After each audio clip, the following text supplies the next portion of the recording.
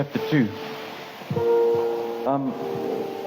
We've been talking about Isaiah 43, and we're not remembering the former things. Don't consider the things of old and so forth. It's interesting that he's speaking instead of Christ here. He says, let this mind be in you, which was also in Christ Jesus. Again, it's talking about the way we think.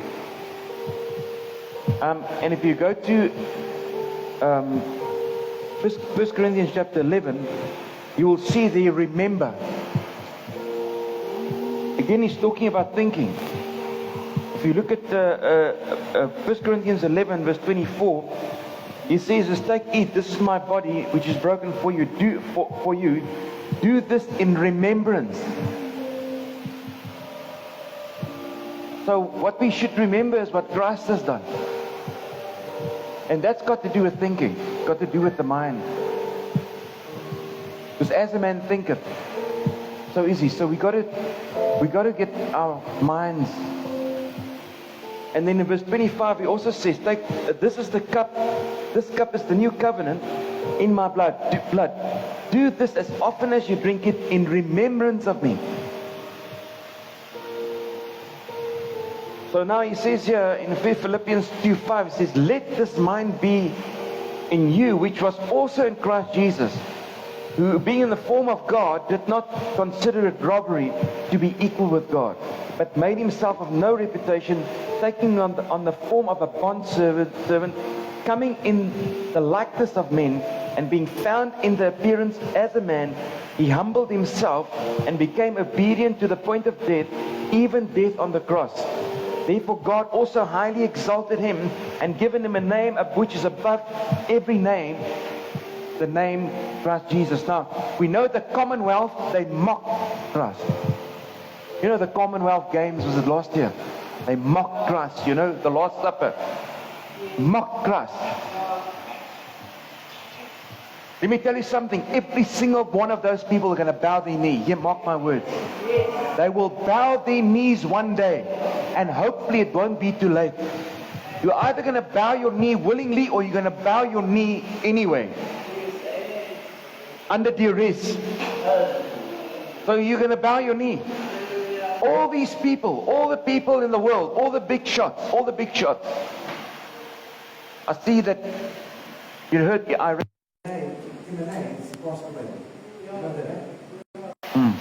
He's bowing the knee today. He bowed the knee today.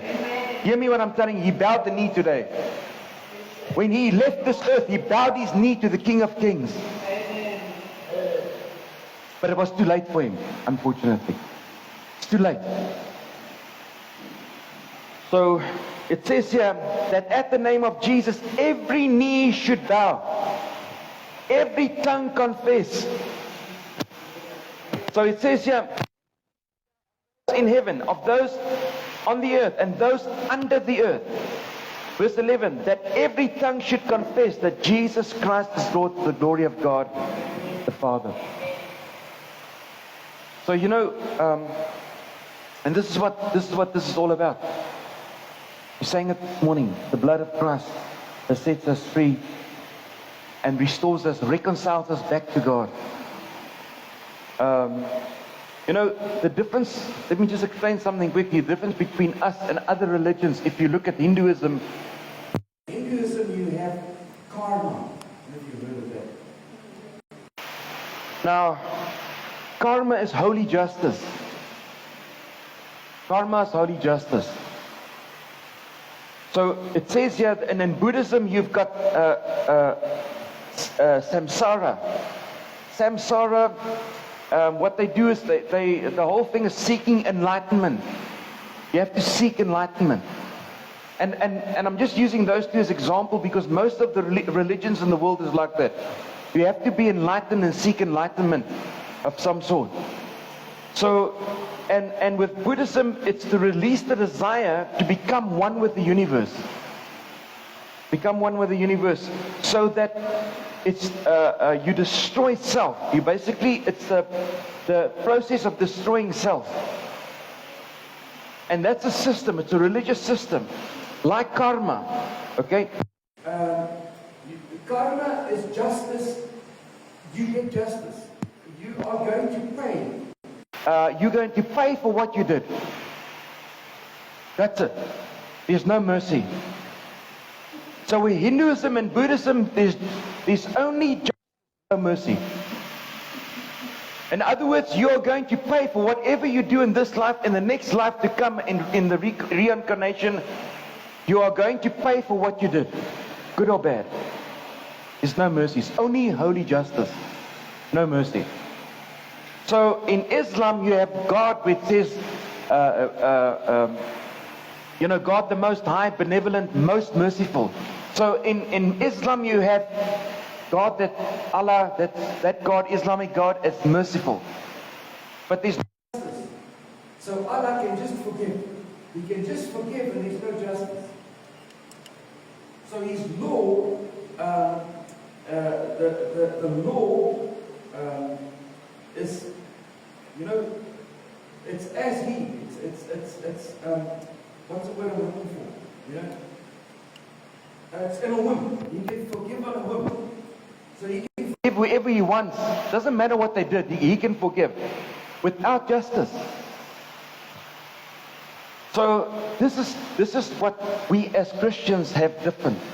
Because in Christ there's justice and mercy. Because Christ then paid for the wrath of God. The wrath of God was poured out on Christ. So Jesus paid the price, justice. So it's like this. Say for instance you appear before a judge and you are guilty of whatever. You are going to, the judge then says, okay, you're guilty, you have to pay 100,000 rand. Fine. Okay? And if it's just on the other religions, you're either going to get what you've got coming to you. No mercy. Okay? If it's like the Islamic God, he says, no, okay, listen here, you don't have prayers, okay? I'm going to just forgive you. But now, what happened to you were speeding for 100,000 rand, but you actually knocked somebody over. They're actually lying in hospital. What about the innocent? Justice for the innocent. So it's mercy without justice. Nobody's paying for it. I can just haphazardly on a whim forgive, but there's no justice. There's no righteousness in that, because justice, the innocent. Because if a judge just forgives them, and we've got that, that's called corruption, eh? Okay? Where you just, okay, that's fine, you're a good guy, I'm going to just let you off the hook. And everybody's like, hey, hang on, but what about the justice? Now, what about the payment? Somebody got to pay for this. Jesus paid for it. So in Christ, the justice and the mercy is fulfilled. You understand what I'm saying? Justice and mercy is fulfilled in Christ. He paid the full price, the finished work. He fulfilled the judgment and the justice. Now there's mercy. So mercy is getting what we don't deserve, which is judgment. That's mercy. Grace is getting what I don't deserve. Mercy, I'm supposed to be judged, but I'm not getting judged now.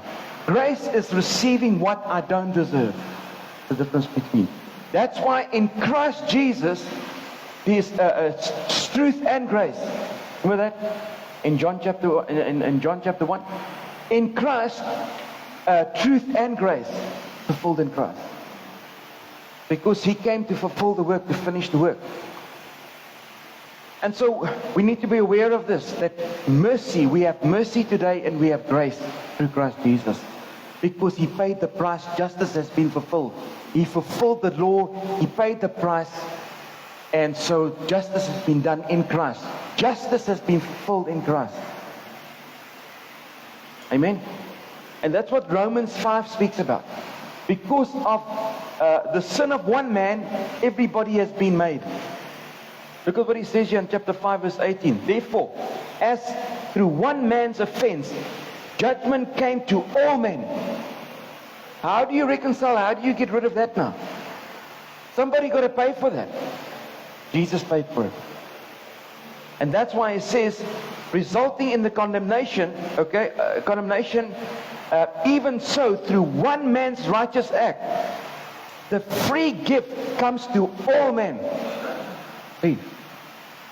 Because of Adam, all men, judgment. But because of Christ, all men get the gift of life. This is what's different. This is what's different. And in the other religions, you have to do, think, and you have to experience, you have to seek enlightenment. You have to find it somewhere. And you have to kill yourself as also dying to self. And then you reconcile to the universe. I don't know how that, which planet, I don't know how that works. Which planet you're going to be unified? You're going to be unified with which planet? Jupiter. But you have to do, think, live. You have to fix it. With Christ in Christianity, you are made righteous. You receive the gift of righteousness. Now you do and live because you're righteous already. Do you understand? It's not we're trying to get righteous. We've been made righteous. Now we live as righteous. It's different. I don't have to work for acceptance. Being accepted. And now I function, think, and speak because I've already been accepted. It's different. Amen? Lord, we thank you for your, as you said in your word, your body that's broken for us, that we do this in remembrance. What you have done for us. And that we don't have to work for something.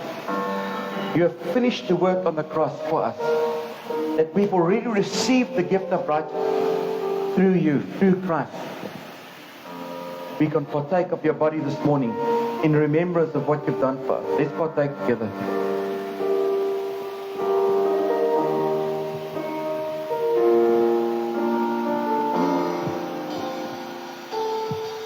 So you made a way across the great divide, left behind heaven's throne to build it here inside.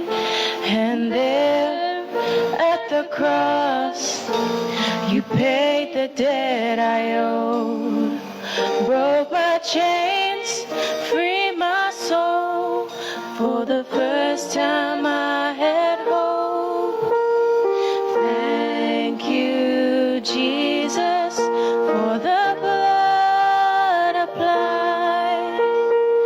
Thank you, Jesus, it has washed me white. Thank you, Jesus, you have saved my life.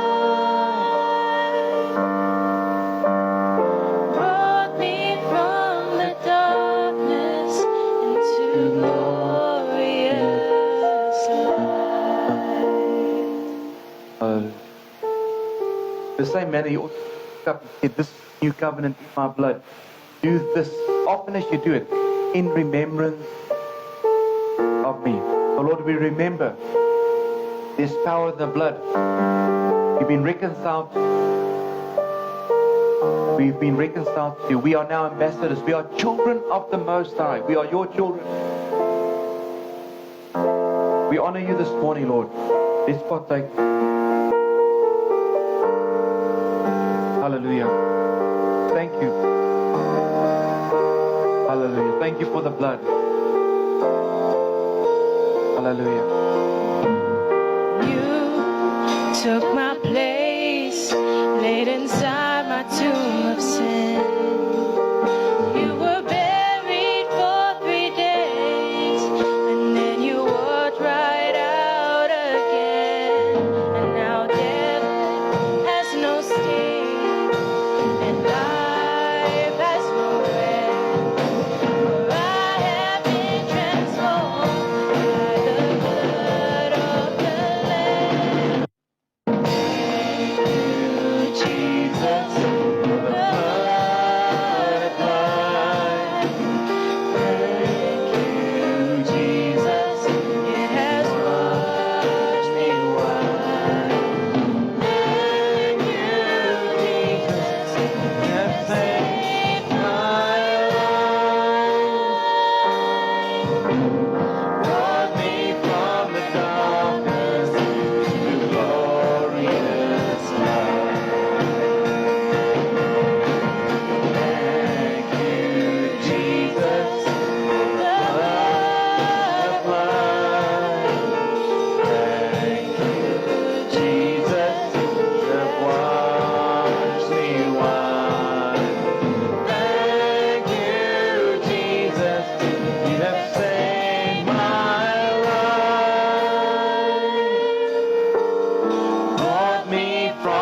the darkness into marvelous light. Hallelujah. We thank you, Lord. We thank you that we can sing that song with liberty, with freedom this morning, knowing that you are for us, and if God be for us, who can be against us? We honor you this morning. In Jesus' name, everybody said, Amen. Okay, so this morning we're in Kingdom Part 3. If you remember, our theme for the year is Kingdom, but also I want to focus, I don't know at what stage, but looking at the Holy Spirit, and really it's Romans 14:17, that the kingdom of God is not about food and drink and clothing and all these things. The kingdom of God is righteousness, joy, and peace in the Holy Ghost. The kingdom of God is righteousness, joy, and peace in the Holy Spirit. So, we look at Matthew 6:33. First seek the kingdom of God and His righteousness, then all these things shall be added. And in our culture, this is not so, because, because we don't want to get too religious. Because when you talk about the Bible, when you talk about truth as well, people sometimes, yeah, but I'm not religious. And so you find in our culture, the first thing that we teach our children, and our education system is also geared to that, is educate yourself, get a job, and then you work, and then you buy a house, get married, have children, pay off the house, pay off the debt, go on pension, and then that's the end of it. You understand? But the Bible doesn't say that. The Bible says first seek the kingdom. It doesn't say first seek a job. Actually. And I don't say you mustn't work. The Bible says if you don't work, you don't eat. But, Solomon also writes in Ecclesiastes, he says that your toil is also a blessing from the Lord. It's not a curse. Even Adam, before the fall, worked. Adam, before the fall, worked. He had a job. Had to tend the garden. So work was, even before the fall, people worked. Anyway, so work is not really a curse. It's a blessing. But that's not where it starts. Because Adam started in the garden of God, in the presence of God. It's good to start in the presence of God, get direction from God, and then. And this is what the scripture means. If you look at the Hebrew mindset, first seek the kingdom doesn't mean that's the only thing you must do and nothing else, and go and sit at home on a lazy boy and seek the kingdom. That's not what it's saying. The Hebrew, the mindset behind that, the thinking behind it, it's got to do with first things first, meaning it's got to do with priorities. That you can have a job, you can work, you can be at school, you can study, you can do. But your first priority should be kingdom and His righteousness. Then all the things. But in our culture, we've taught our children, no, stuff first. When you have time, if you've got time, the Lord.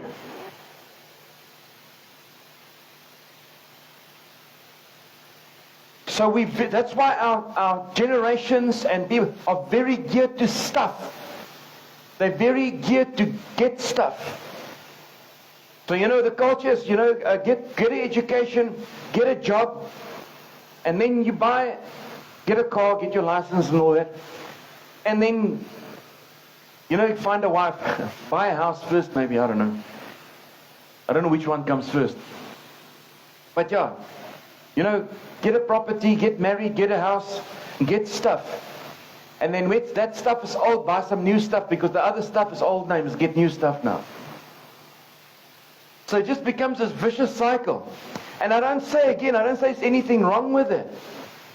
But the Bible says the kingdom of God. Don't give thought. Don't worry what you'll eat. Chapter 6. When he speaks of don't worry what you're going to eat, what you're going to drink, what you're going to wear. You see, don't worry about the stuff. Don't worry about the things, the stuff. Don't give thought. In other words, it consumes our thinking. It consumes our life because that's all we think about. That's why I challenge again, Jesus speaks about the thinking. Don't give thought to what you will eat, what you will drink, what you will wear. Because it becomes, and as a man thinketh, so is he. So that's stuff in my mind, stuff in my mind, stuff in my mind. Some people got mace nester, but stuff in my mind. I don't know what that's in English. I don't know, what is that in English? I don't know, where's the teachers? Where are the teachers? Where are the teachers? I don't know. It's an Afrikaans saying, mace nester. In other words, thinking about the girlfriends. But you know, it becomes the thing that occupies your thinking. So, and again, it doesn't say seek religion. It says seek the kingdom and His righteousness. Then all these things shall be added to you. So last week we spoke a little bit about kingdom according to Adam, and then Noah and Abraham and so forth. So, you know, it's nothing wrong with work and business. There's nothing wrong with it. But it shouldn't take preeminence. It shouldn't take everything of our lives. The giver of life. God is the giver of life. And so we need to be focused on that relationship with Him. Relationship with Him, and how the Jews, the Old Testament God instructed the Jews how they should live. And this is where you get the Shema. And every morning and every evening they will recite this twice a day. But maybe it's religious and stuff, but at least they've got something going. They focus on the Word of God. They focus on the Word of God. Every time they walk out, they recite. Every time, morning and evening, they recite all these things. And it says they must teach it to their children. If you go to Deuteronomy 6, verse 4, you'll see it speaks about you'll teach this to your children. Verse 7 actually. Sorry. But it starts in verse 4. But eventually in verse 7 he says you will take these things and teach them to your children. Deuteronomy 6 verse 7. Teach this to your children. We need to teach this to our children. We need to teach our children to have a taste for the things of God. And I'm sorry to say this, in this generation I don't see it. I'm sorry. You know, I said this to the people the other day, we were having a discussion. I said it's interesting that Jesus calls the generation looking for a sign actually a perverse generation.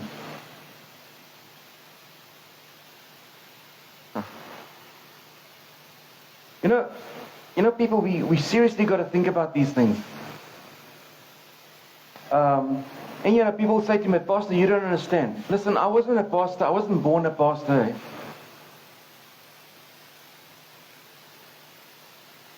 We also started, we were committed. We stayed in Pinetown. We traveled to church on the move every single day, almost. Then it's band practice, then it's youth, then it's from Pinetown. I lived in Pinetown, Ashley. We drove. And if you ask the pastors that know me, they will tell you we were committed. Ask Pastor Daniel, ask Pastor Ashley. We were committed. And my holidays, I was spending on my wife and I, Priscilla and myself, our holidays, we were spending on mission trips. We were doing mission trips up in Africa. Our children slept in the church under the stairs.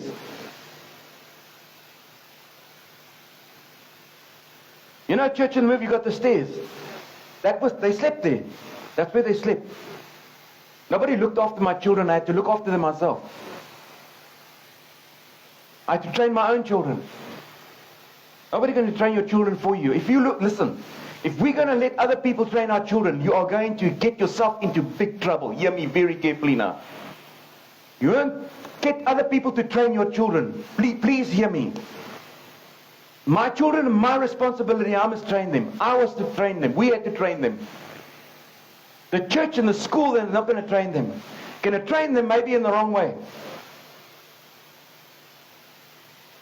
So it says here, must train up. That's why the Bible says, train up a child in the way he should go. Who must do that? Tell me who must do that. You see, we got a cultural problem. We got a cultural problem. Where am I now? Verse 7 here. It says, you shall teach them diligently to your children, and shall talk of them when you sit in your house. Excuse me, what? At the church. You will teach them where? At your house. The school. No, your house. So you see, look here. And you talk about them when you sit in your house. Not the church and not the school. People, we got a serious problem in this generation. I'm sorry to say that, but I'm concerned. Because these are going to maybe be the next leaders. And the universities are doing a terrible job in teaching the young people. A terrible job. Teaching them all the rubbish. I'm looking for a verse now. I can't remember what I said. But so, and there's other things. I'm not going to go through everything. But teach these things to your children. So, and what is it? What it's referring to? Kingdom first. Am I teaching my children the kingdom? And His righteousness. Honor God first, and then God will honor you. He will give you. He'll add the stuff.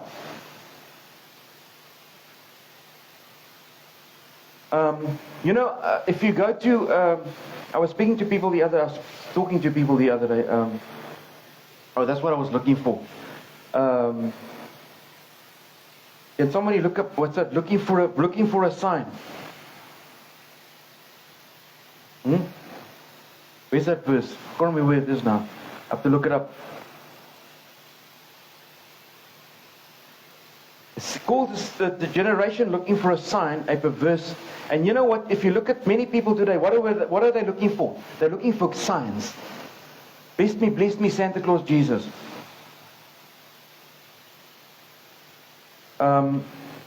Matthew, I think it's Matthew 16. Yeah, Matthew 16. What's the verse there? I don't remember the verse. Matthew 16. What's the verse? Can you remember the verse? Can you look at the verse there? 16, what verse? Hello? 4. It says here, watch this. Look at verse 4 here. Look at verse 4 here. Look here. Look here. This is what Jesus says. I'm not saying don't get angry with me on Facebook and YouTube.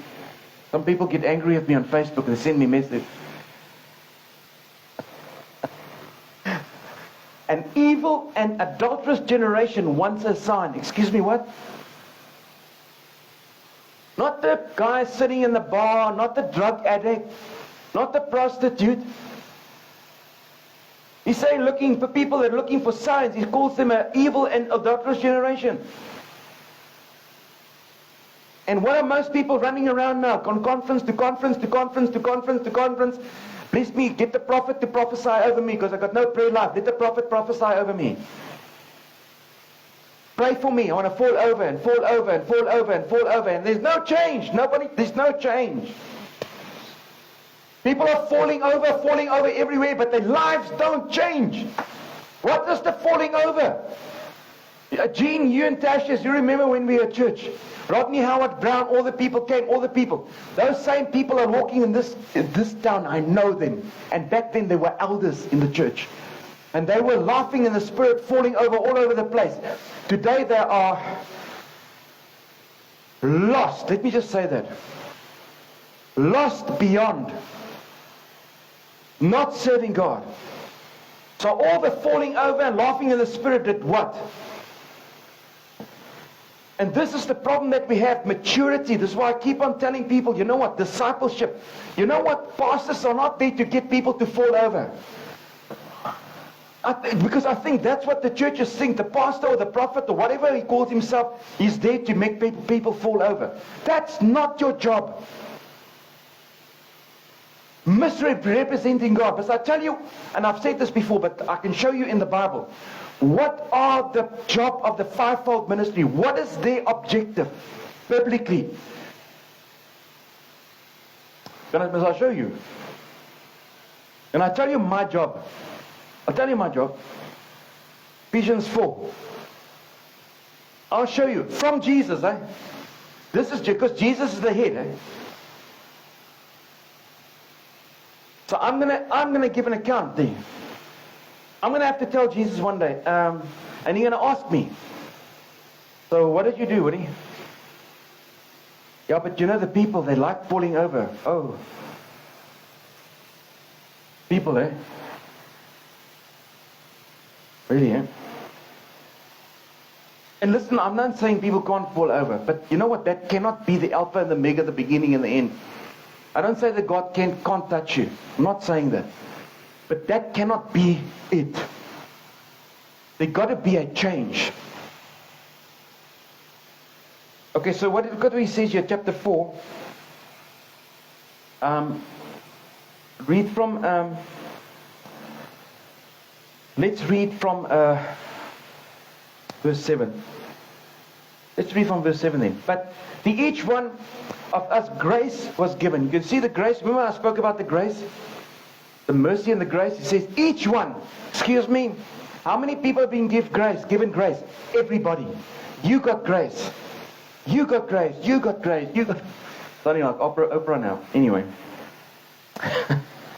Was given according to the measure of Christ's gift. And the gifts are without repentance. Then he says, therefore he says in verse 8, when he ascended on high, he led captivity captive and gave men gifts to men. Okay? He ascended, and now this talks about Jesus when he was in the grave 3 days. This is what he did. He went to paradise, preached the gospel, led captivity captive, let set them free. Abraham and all the Old Testament patriarchs set them free from paradise. This is why Jesus said to the guy on the cross, he said, this day you will be with me in paradise, not heaven. He didn't say heaven. Because before Christ ascended to heaven, to the Father, okay, people had a holding place that was called paradise. They were kept there. You'll see that in Luke 16, Jesus describes that. The rich man was in hell. He could look across the gorge and he saw Abraham and Lazarus. Now, paradise, hell, Hades. Right now, paradise is empty. So when you die now in Christ, you go straight to heaven, paradise is empty. Hell is still waiting for their judgment, the white throne judgment. Revelation.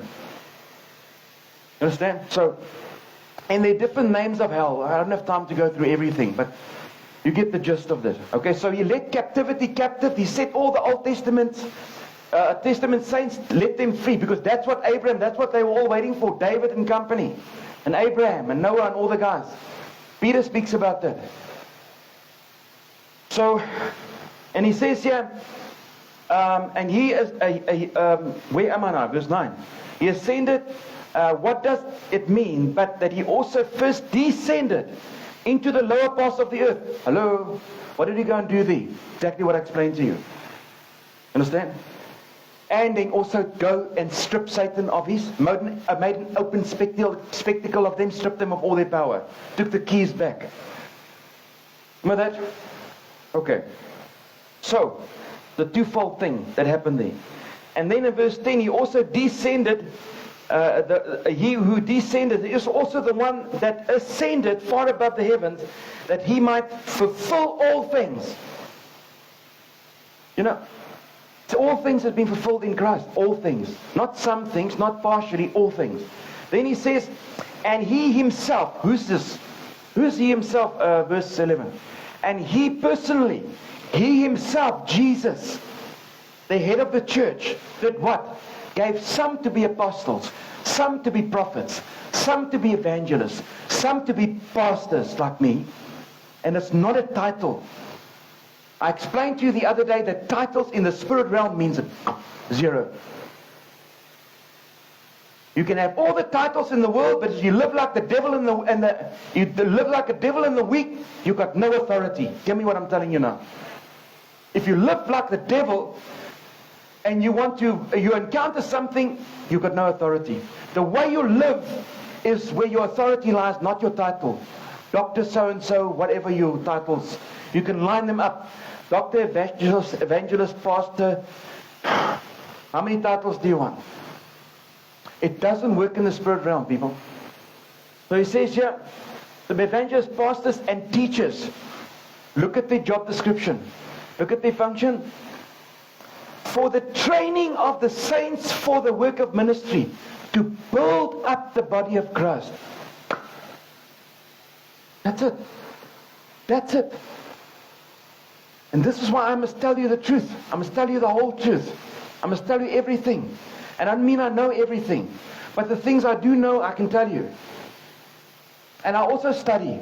And I've been in ministry and doing ministry, but I still study the Word. I still pray. I still study the Word. It doesn't end. Because I also learn things. And I learn things. It never stops.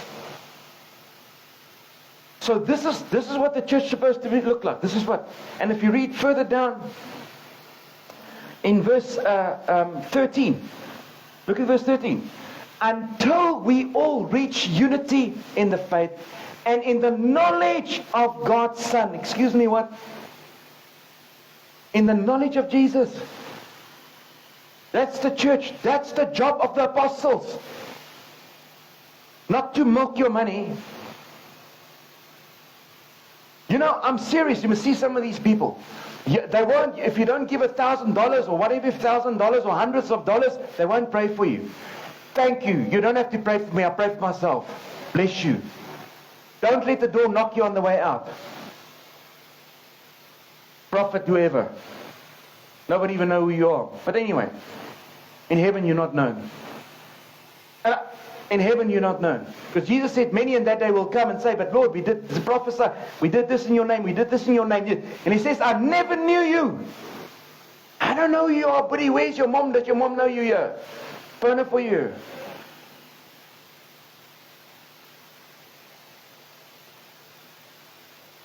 What? Look what it is for the Son of God. Growing into a mature man. It's talking of the church as a man, maturity, not gender. Meaning that your church must come to a place of maturity. In what? Falling over. I'm a professional faller over. Some people, I must get out of this. No, what? Mature, what? Look, Son of God. Peter speaks about it, chapter 2, verse chapter 1, speaks about the whole thing, and then it ends off in the kingdom. Talks about the maturity, how you should grow, add to your faith, virtue, add to your knowledge, add. And then it says, and then you'll find entrance into the kingdom. Go and read 2 Peter chapter 1. To 1 to 11, I think. Explains it there. So the kingdom, and this is what Jesus came to portray. First the kingdom. And this is why it says in Isaiah 9:6. And 9:6 it says, unto us a child is born, unto us a son is given. Remember that? For a child will be born for us, a son will be given us, and the government will be on his shoulder. Which government was that now? Which government is this now? Would be on Jesus' shoulder. So in other words, when Jesus came, he was carrying something on his shoulders. A government. Jesus was carrying a government on his shoulders. Which government was that? The kingdom. And he came to deliver it. So that we can now enter that kingdom. That's what he came. He carried the government of the kingdom of heaven. The kingdom of God. On his shoulders. Okay? And he will be named Wonderful Counselor, Mighty God, Eternal Father, Prince of Peace. And that's why he says, for my yoke is easy. What yoke was he carrying? What yoke on his shoulders was he carrying? What's it, Matthew 11, 30, what's it, 20, 28, 29, 30. 30, I think. It says, my yoke is easy and my burden is light. What yoke was he carrying on his shoulders? He was carrying a yoke. He was carrying the kingdom. He says, but the yoke of the world, yoke of your culture, that's why he says to the Pharisees, because of your tradition, you nullify the word of God. So I have to get rid of my tradition, get rid of my culture so I can take up the kingdom culture. Because that fits. Oh, people. The kingdom fits you. See ya. For my yoke is easy and my burden is light. And if you look at the Greek word here, easy, it makes reference to fit. So my yoke fits you. In other words, what he's saying is, the kingdom that I carry fits you. The yoke you're carrying now, your culture, your family, your whatever you're carrying, the yoke you're carrying now, you are bending under the pressure because you're not made for that.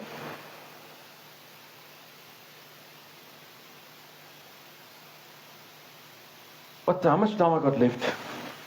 I thought I was going to be shorter. Anyway. So last week we looked at Exodus 3:14, where the Lord said to Moses, he said, I is. Remember that? I is. So we see that God is a person, and because He's a person, He can appear to us. And it's interesting that even the Godhead, God the Father, God the Son, God the Holy Spirit, can be a is. God the Father, God the Son, God the Holy Spirit can be I am. All three. God the Father, God the Son, God the Holy Spirit can be I is. In Afrikaans it will make sense because ek is. But okay. English it doesn't make sense.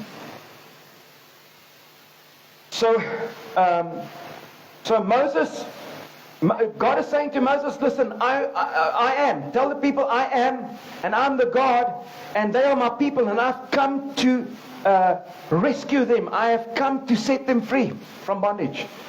I myself, God, I have come down to set my people free so that they can worship me. That's what He's saying. And He's saying there that, why is He doing that? Because He chose Israel as a nation, okay, to be His firstborn. Not His only. So Israel is the first nation, but not the only nation. There will be other nations. Are you with me? So, Exodus 4:22. Israel is my firstborn. My firstborn. And says, I chose them. And yes, there's going to be other nations, but right now, Israel is my firstborn. Is it there? He will say to Pharaoh, this is what the Lord says, Israel is my firstborn son. They're the first nation I chose to reveal myself through. Does not mean it's the only nation. Okay, so in Adam we have a place. The Garden of Eden, the kingdom, according to Adam is a place. According to Noah is godly fear. According to Abraham, it's belief, because Abraham believed God and it was accounted him to righteousness. He experienced God. And then Moses, a nation. Okay, Jesus comes on the scene and He starts preaching, repent for the kingdom of heaven is at hand. In Matthew chapter 4 verse 17.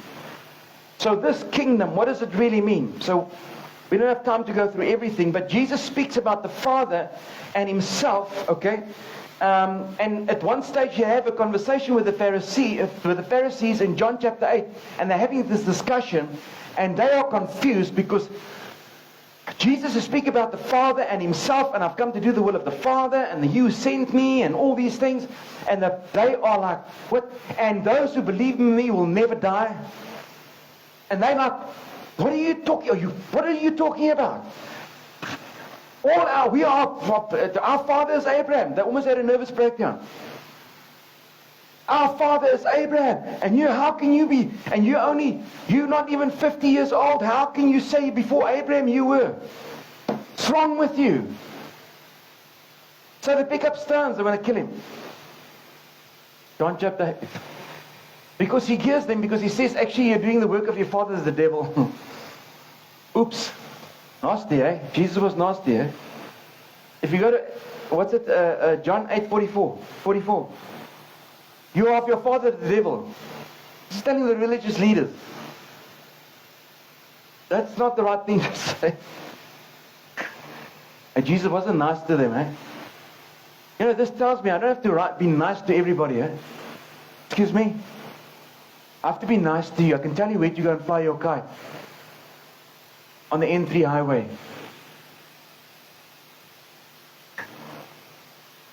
You understand? Jesus wasn't nice all the time. Wasn't Jesus meek and mild? Jesus would tell you where to go and jump as well. And he'll sometimes make a whip, eh? Ooh. Because if you read the Bible, he actually he wove the whip that he was going to chase the people. He made the whip, premeditated. So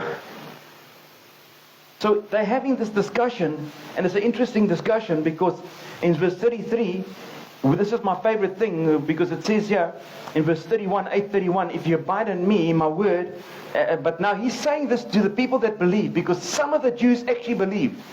So this verse 31 and 32 was given to those that believed. You know, there's some people that don't believe. The Lord's not going to give them any verses. He's not going to speak to them. So it says here in verse 31, then Jesus said to those Jews who believed in him. So this is not for the unbelievers. You can't tell the unbelievers this because it's going to be a waste. He says, if you abide in my word, you are my disciples indeed. Verse 32, and you shall know the truth, and the truth shall make you free. To the believers, not to the unbelievers. And they answered him and said in verse 33, we are Abraham's descendant and have never been in bondage anymore. To anyone rather. How can you say you will be made free? And then he talks about sin. If you live in sin, you're not free. You're a slave to sin. But he carries on with that. But I don't want to, for time's sake. Let's go to verse 51 there. It says, most assuredly I say to you, if anyone keeps my word, he shall never see death. And they have a complete meltdown. What are you talking about? Moses is dead, the law is given and Moses is dead, and Abraham is our father and he's dead. What are you talking about? Nobody's going to die. But you see, they never had Luke 16, where Jesus said, actually, Abraham is not dead because he was in paradise waiting for Jesus. Because the rich man looked across the chasm and he saw Abraham, Lazarus was in his bosom. Remember that? So Jesus wasn't like, if you're in Christ, you're never going to see death. But they couldn't see in the spirit, so they didn't know that. So he goes on and they say to him, how can you be greater than our father in verse 53? Who is dead? And the prophets are dead. Who do you make yourself out to be? Anyway, he puts more petrol on the fire there. And then in verse 56 he says, he says, your father Abraham rejoiced to see my day, and he saw it and was glad. Excuse me, what? He says Abraham actually saw my day and rejoiced in it. When did Abraham see that? I don't have time to go into that. We don't have the time. But you know, basically, if you read Genesis 18 and 19, you'll see there's some indication that probably Christ appears in physical form. I just don't have the time to go into it. Maybe next week we'll look at that. But what is he saying? He's saying, you know what? Abraham knew me. And he could see my day. He could see ahead. He could see. And it says here in verse... where's the verse now? If you look at verse 58, you will see there he's got three things. He says, most assuredly I say to you, before Abraham was I am. So he says, before was I am. So look at the three phases there. Before, in other words, Abraham, your father actually knew me. You could see. He was waiting for me, rejoicing to see my day. Okay? Because Abraham actually saw me. He says, but before Abraham, actually I was. And now I am. Because I am the I am. And this is why you see Jesus goes, and he has many scriptures where he says he's the I am. So you probably find that he's saying in the burning bush, it was me. It was me. Where do I get that from? Go to Hebrews chapter 11. Go to Hebrews 11. Look at what it says here. Hebrews 11 let's read from verse 24. It actually speaks from verse 23. By faith Moses was born, he was born and so forth. But verse 24 says, by faith Moses, when he became of age, refused to be called the son of Pharaoh's daughter.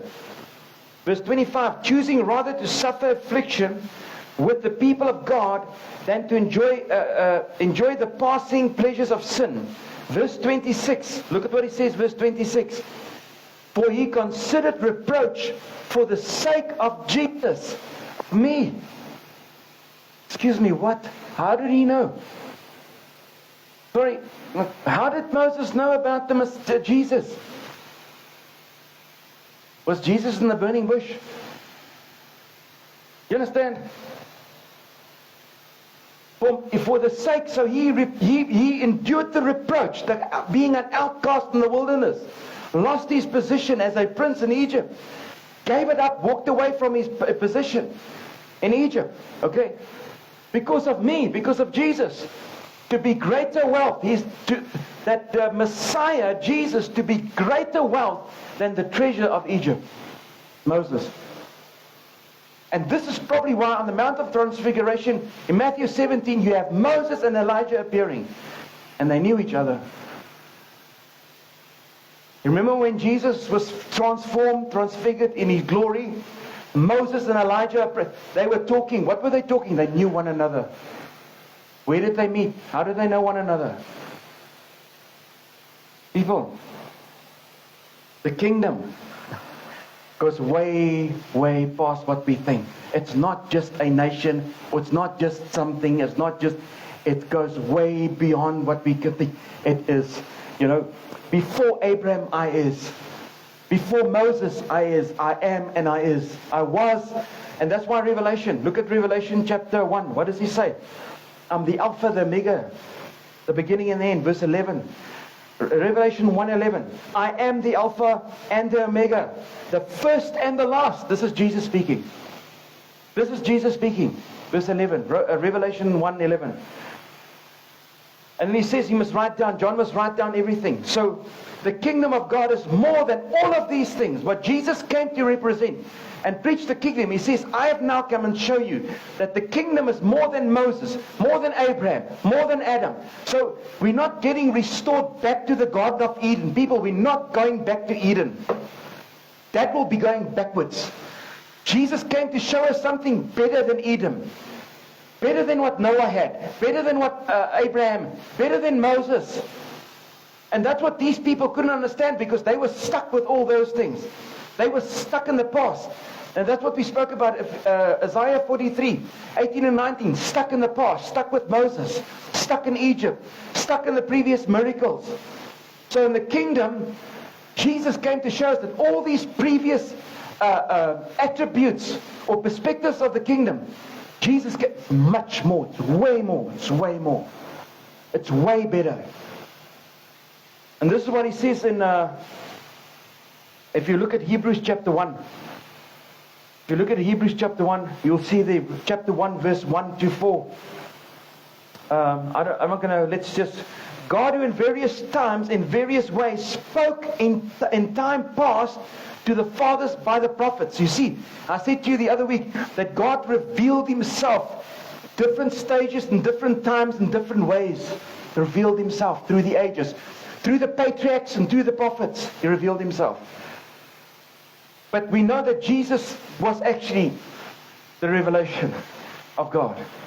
And then he says here, in verse 2, has in these last days spoken to us by His Son.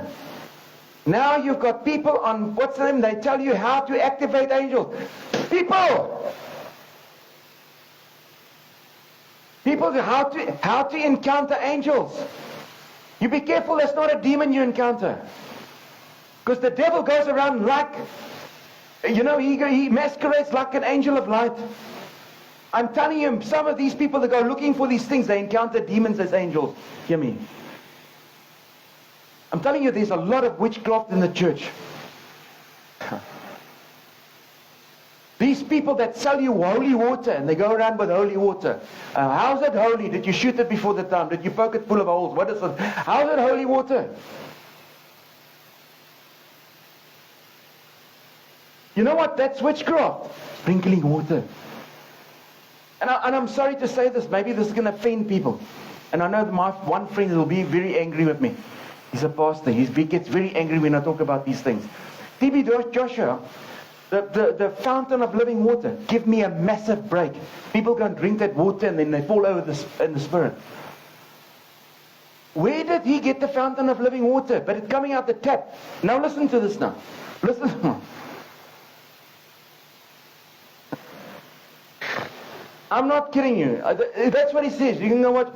So they drink this living water, but he says, because he's the man of God and he prayed over the water changed to the blood of Jesus. Witchcraft. Witchcraft. Witchcraft. This witchcraft, people. Where in the Bible did Jesus say you must put holy water? This is now the problem that we have. Jesus plus something. It's witchcraft. It's not from God. Let me tell you another thing is, they're preaching another Jesus. We must be very careful for this. There are people preaching another Jesus. The Muslims, Islam, when they say to you, yeah, but our Quran speaks about Jesus, it's another Jesus. It's not the Jesus here. And I believe that many people are praying to and following another Jesus. And that's why they think they're following Jesus. And Matthew 7, Jesus says, I don't know you people. Now listen to me. Matthew 7:21, Jesus, the true Jesus, said, I don't know you. But hang on, but we did stuff in your name. We thought we were following. Well, we were following you. You followed the wrong Jesus, maybe, buddy. We gotta, I gotta warn you about this. We'll be careful about these things. There are a lot of wolves. There are a lot of wolves out there. There's a lot of wolves.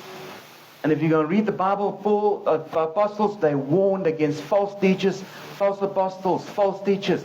Be careful. Be on your guard. Be on your guard. Read the Word. Read the Word.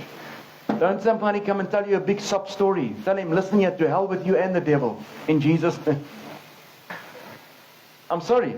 That sounds harsh, but you know what? We can't mess around with these things.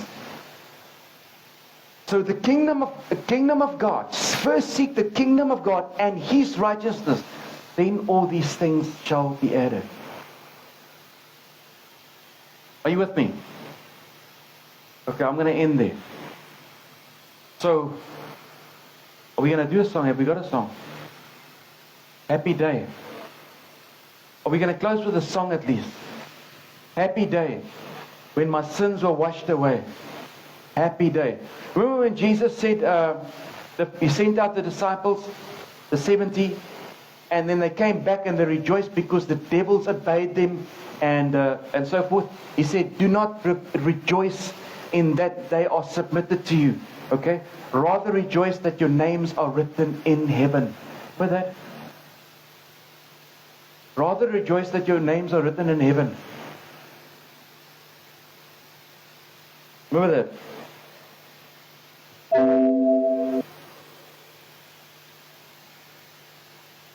What happened now?